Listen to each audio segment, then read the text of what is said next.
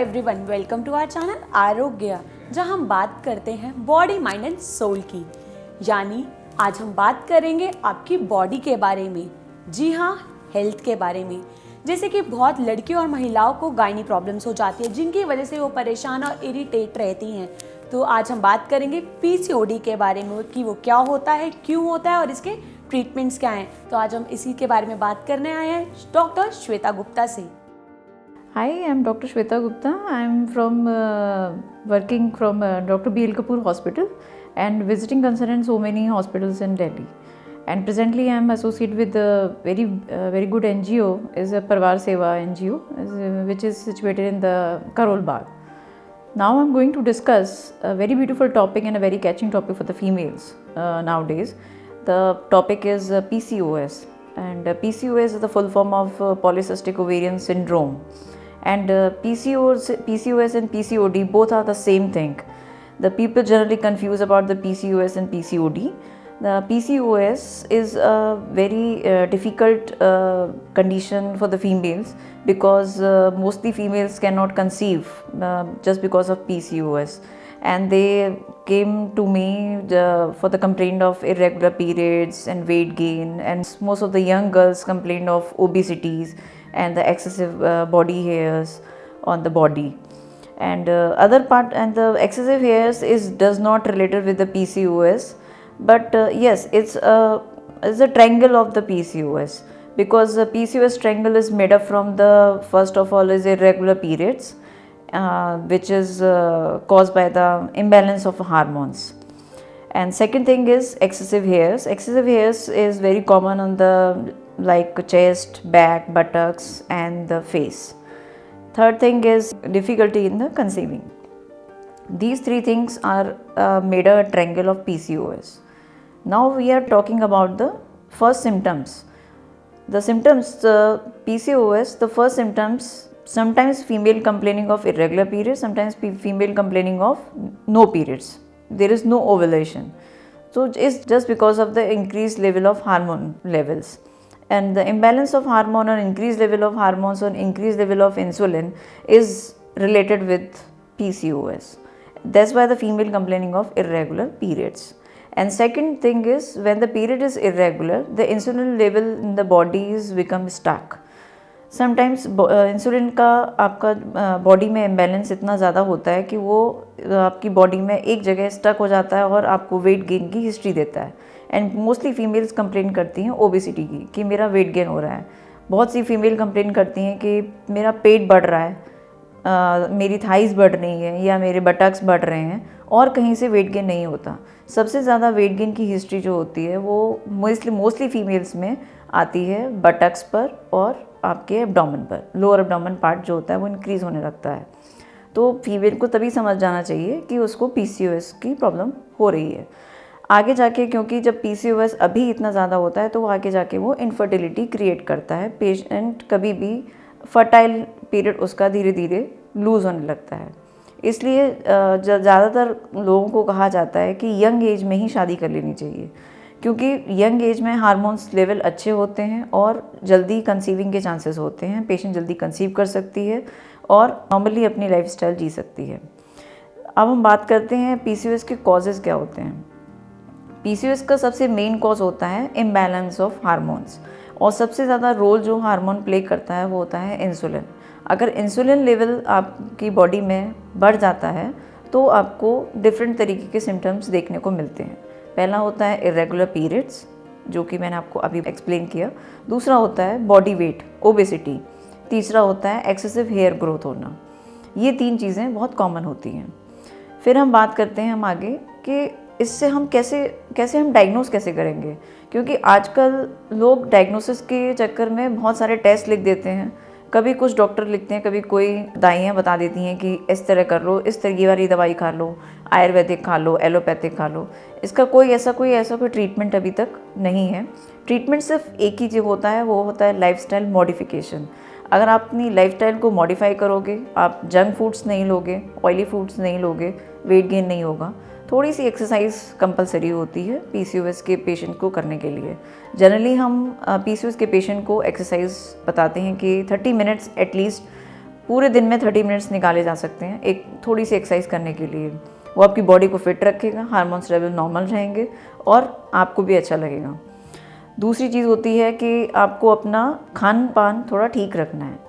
जो रूरल जगह की महिलाएं होती हैं उनको पता होता है कि कौन सी चीज़ अच्छी है, किस चीज़ में पौष्टिक चीज़ें ज़्यादा अच्छी होती हैं, कोई जंक फूड नहीं खाने होते हैं। बट आजकल के टाइम में यहाँ पर जंक फूड्स बहुत चलते हैं, तो आपको जंक फूड से थोड़ा सा अवॉइड करना है। ऑयली फूड्स बिल्कुल नहीं लेने हैं, no cold drinks, no snacks and no bad snacks. Bed पे बैठ के स्नैक्स नहीं खाने हैं और खाना खाने के बाद आपको तुरंत बैठना नहीं है। आपको थोड़ा सा 30 मिनट्स वॉक करना है एंड वॉक करने के बाद आप अपनी कोई भी एक्टिविटी कर सकते हैं। And plenty of water is very necessary in PCOS patients. अगर आप पानी की क्वांटिटी कम रखेंगे तो आपका जो आपने जितना भी चीज़ खाई है वो चीज़ कभी भी मेटाबोलाइज नहीं होंगी और आपको मेटाबॉलिक रेट आपका धीरे धीरे डाउन होता जाएगा और आपका बॉडी वेट बढ़ता जाएगा, क्योंकि आप लेथार्जिक होते जाएंगे, लेज़ी होते जाएंगे और आप बेड से उठेंगे नहीं। तो इसीलिए खाना भी उतना भी ज़रूरी है, पानी भी उतना ही ज़रूरी है। अगर आप जंक फूड लेते हैं तो आपको पानी की क्वांटिटी उसका ट्रिपल कर देनी चाहिए। तो इस तरह से हम PCOS को धीरे धीरे हम रिड्यूस कर सकते हैं। अब हम बात करते हैं उसको how to diagnose the PCOS। PCOS को डायग्नोज करने के लिए सिर्फ 3 क्राइटेरिया होते हैं। First is clinical criteria, second is blood test and third one is ultrasonography. Ultrasonography is the best one criteria to diagnose the PCOS। उसमें हमें एक नेकलेस पैटर्न मिलता है, जैसे आपने देखा होगा मार्केट में मोतियों की माला आती है, वैसे ही हमें अल्ट्रासाउंड में फाइंडिंग मिलती है कि वो मोतियों की माला हमें ओवरीज में दिखाई देती है। अगर किसी पेशेंट की रिपोर्ट आप देखते हैं, कुछ डॉक्टर्स आपको एक्सप्लेन करेंगे कि ये देखिए कि इस तरह की ये गोल गोल अपीयरेंस दिखाई दे रही है, तो वो चीज़ आपको पता होनी चाहिए कि हमारे अल्ट्रासाउंड में आया क्या है। PCOS आजकल हर सेकंड पर्सन आपको रिपोर्ट में लिख के दे देगा PCOS, लेकिन क्या वाकई वो PCOS है, ये जानने के लिए आपको बहुत ज़रूरी है। ये मैंने इसलिए बताया क्योंकि बहुत से लोग कंफ्यूज हो जाते हैं कि मुझे PCOS है, मुझे PCOS आया है। आप अपनी रिपोर्ट तो देखिए, आप जो लिखा है उसको मत पढ़िए, जो उसकी पिक्चर है उसको समझने की कोशिश करिए। क्या डॉक्टर ने वही चीज़ बताई है या नहीं, क्या मेरा इलाज सही हो रहा है या नहीं। तो PCOS का सबसे best diagnosis pattern is that ultrasonography, और कोई भी बेस्ट पैटर्न नहीं है। अगर आपके इरेगुलर पीरियड्स हैं तब आपको आगे डॉक्टर सजेस्ट करता है कि हार्मोनल प्रोफाइल के लिए। Hormonal profile is very very costly nowadays. It's better to change your life style so you can cut down the PCOS symptoms from your life, right. तो आपको ये सब चीज़ें खुद से ही करनी है। आप खुद ही आपको डायग्नोस करना है और खुद ही आपको ही ट्रीट करना है। आपको किसी भी डॉक्टर के पास जाने की इसके लिए ज़रूरत नहीं पड़ेगी कभी भी फ्यूचर में। अगर आप एक्सरसाइज कर रहे हो, अच्छी डाइट ले रहे हो और अच्छा स्लीपिंग पैटर्न है आपका, आप PCOS से आप आगे चले जाओगे and you can conceive definitely 100%। PCOS से रिलेटेड होते हैं, बहुत सी फीमेल्स आती हैं कि PCOS से मुझे कंसीव नहीं हो रहा, मुझे PCOS आया है, एक डिलीवरी हो गई, अब मुझे कंसीव नहीं हो रहा।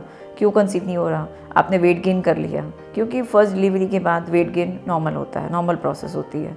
तो ये टॉपिक बिल्कुल ही डिफरेंट हो जाता है कि अब हम जो सेकंड मोड जो लेते हैं वो होता है इनफर्टिलिटी का। इनफर्टिलिटी की पेशेंट कंसीव नहीं कर पा रही है, या फर्स्ट टाइम कंसीव नहीं कर पाया उसने, या सेकंड टाइम में कंसीव नहीं करा, दैट इज़ कॉल्ड इनफर्टिलिटी, कि कंसीव ही नहीं हो रहा। फिर हम उसके लिए ट्रीटमेंट में हम उसको सिर्फ एक ही चीज़ दी जाती है। अगर उसके पीरियड्स इरेगुलर हैं तो उसको हम बर्थ कंट्रोल पिल्स पर रखते हैं, जिससे कि वो उसके पीरियड्स नॉर्मल आने लगें और एक फ़्लो आ जाए। अगर एक नॉर्मल पीरियड्स उसको आने लगेंगे तो उसको पता रहेगा उसका कब ओवुलेशन पीरियड है। मार्केट में बहुत से किट्स आती हैं कि जिससे हम पता कर सकते हैं कि कब हमारा ओवुलेशन पीरियड होगा। तो उसको डायग्नोस करने के लिए या उसको समझने के लिए आपको बहुत चीज़ पढ़नी पड़ेंगी, आपको गूगल करना पड़ेगा, आपको बहुत सी बुक्स पढ़नी पड़ेंगी, आपको डॉक्टर से भी पूछना पड़ेगा। जो मार्केट में किट्स आती हैं वो बहुत कॉस्टली होती हैं। तो इट्स बेटर कि हम ये सब चीज़ें ना करके हमें एक अपनी रेगुलर साइकिल बनाएं, एक रेगुलर अच्छे से ट्रीटमेंट लें, एक अच्छे डॉक्टर के पास जाके, और पिल्स को लें। पिल्स को कंटिन्यू लेना होता है 21 डेज़ तक। फिर उसके बाद आपको जब नॉर्मल पीरियड्स होंगे, ये साइकिल्स आपकी 3 साइकिल, कोई डॉक्टर 3 साइकिल देता है, कोई 6 साइकिल देता है, बट जनरली जितनी भी गाइडलाइंस हैं उनसे कहा जाता है कि 3 साइकिल्स जनरली हर पेशेंट को दी जाती हैं। 3 साइकिल्स देने के बाद अपने आप ही मॉडिफाई हो जाते हैं आपके हार्मोन्स, पिछले हार्मोन्स की तरह बिल्कुल रेगुलर हो जाते हैं। Then the doctor can start the treatment of the infertility. फिर आपका फॉलिकुलर मॉनिटरिंग जो आपके डे टू डे लेवल पे होती हैं, डे सेकंड से आपकी फॉलिकुलर मॉनिटरिंग स्टार्ट हो जाती है, वो आप करा सकते हैं किसी भी डॉक्टर से, किसी भी अल्ट्रासोनोग्राफी से, अल्ट्रासोनोलॉजिस्ट से करा सकते हैं। उसके बाद आप इनफर्टिलिटी के लिए ट्रीटमेंट कैरी ऑन कर सकते हैं किसी भी डॉक्टर से। इनफर्टिलिटी के ट्रीटमेंट में हस्बैंड का बहुत ही मेन रोल होता है कि क्या सारी प्रॉब्लम फीमेल की नहीं होती, कुछ प्रॉब्लम मेल्स की भी होती हैं। जैसे कि मेल्स में उनका सीमेन लेवल जो होता है उसकी क्वांटिटी देखी जाती है, उसकी क्वालिटी देखी जाती है, उसमें एबनॉर्मलिटी देखी जाती है, उसमें मॉर्फोलॉजी देखी जाती है कि क्या चीज़ इंपॉर्टेंस रखती है। जनरली आजकल शादियां जो होती हैं बहुत लेट होती हैं, तो लेट मैरिजेस में और सेकंड थिंग आती है कि आप कितना अल्कोहल कंज्यूम कर रहे हैं, कितनी स्मोकिंग है। क्योंकि हम इस जगह रहते हैं, चाहे हम किसी भी सिटी में रहें, दिल्ली हो, मुंबई हो, कितनी भी मेट्रोपॉलिटन सिटी हो, हर कोई ड्रिंक करता है, हर कोई स्मोक करता है एंड हर कोई इस एनवायरनमेंट में रहता है। हाई स्टेटस लेवल हर किसी का होता है, तो हर किसी को पता होना चाहिए कि सारी बीमारियां लेडी में नहीं होती, कुछ परेशानियां मेंस में भी होती हैं। तो मैन को भी उतनी ही पावर होनी चाहिए जितनी आप लिमिटेशन आप अपनी एक वाइफ को दे रहे हो, या एक किसी लड़की से आप ये कह रहे हो कि आप में दिक्कत है, मुझ में नहीं है।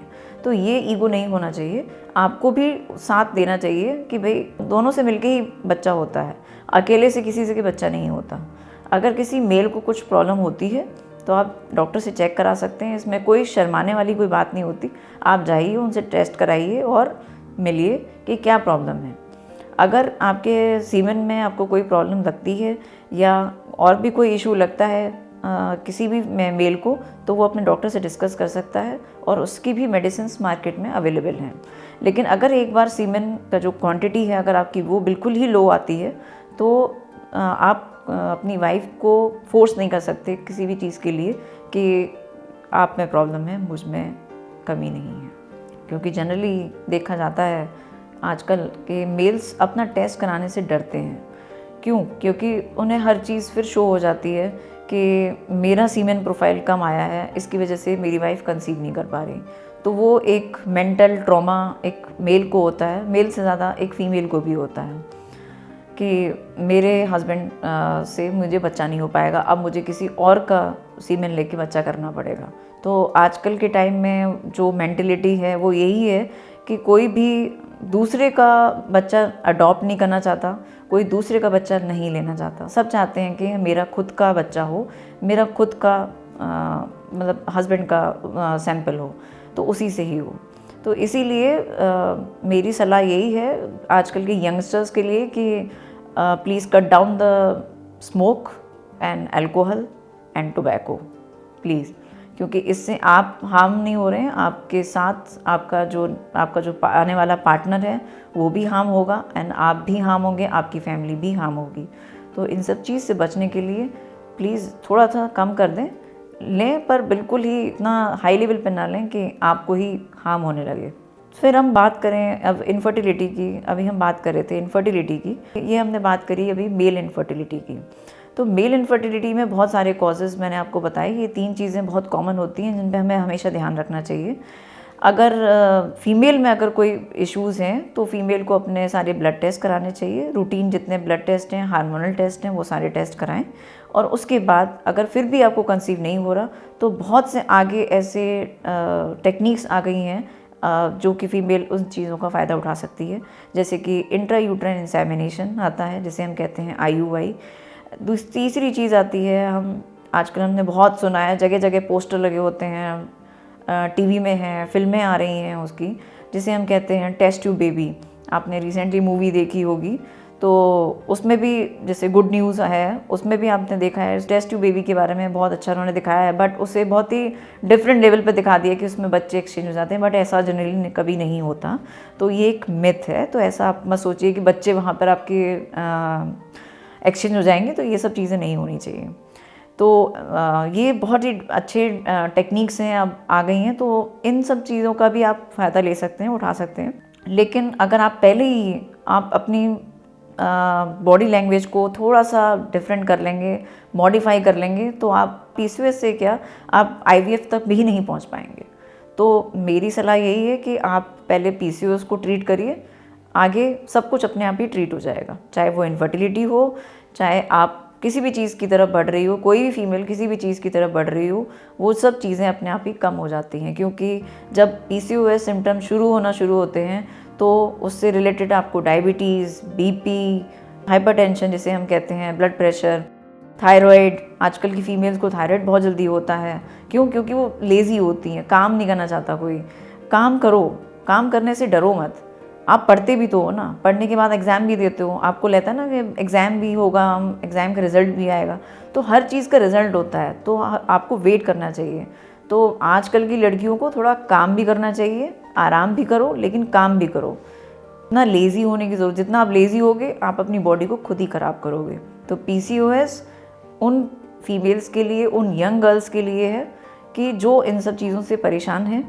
तो आप परेशान मत हो, आप एक्सरसाइज करो, modify your lifestyle modification, don't eat junk food, pizza visa, ये सब कुछ नहीं है, वन टाइम फूड है, इनमें कुछ नहीं है। Take a very nutritious foods, market में हर चीज़ अवेलेबल है, आप हर चीज़ लो, हर चीज़ खाओ, किसी चीज़ की मना नहीं है, लेकिन उसको ओवर ईटिंग में मत लो। Over eating is very harmful, हर चीज़ ओवर बहुत ही हार्मफुल होती है, चाहे आप स्मोक, अल्कोहल, टोबैको या जंक फूड ही क्यों ना। तो it's better to cut down these things and you can easily fight with PCOS। Thank you so much. मेरी यंगस्टर्स के लिए बस एक ही एडवाइस है, please cut down the alcohol, smoke, tobacco and over eating and you can easily fight with PCOS। If you like this video, then please like and subscribe and share this video. Thank you so much. I hope आपको इस information से बहुत फ़ायदा मिला होगा। ऐसी healthy updates के लिए जुड़े रहिए हमारे साथ आरोग्य के साथ। तब तक के लिए देखते रहिए, keep smiling and be healthy.